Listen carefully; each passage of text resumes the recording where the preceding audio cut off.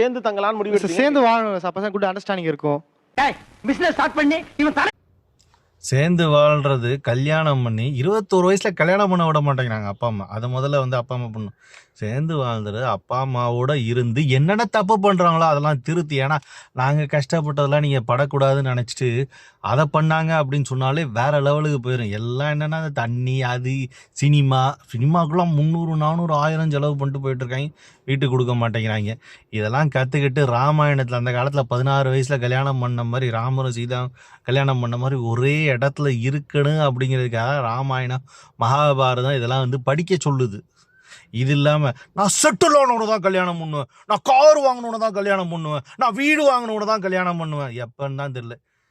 இப்போயா இல்லை இந்த மாதிரி முடியிருக்கும் போதா அப்படிங்கிறது நீங்கள் தான் யோசிக்கணும். யாராக இருந்தாலும் இளமையில் கல்யாணம் பண்ணுறது ரொம்ப நல்ல விஷயம் என்னை பொறுத்த வரைக்கும்.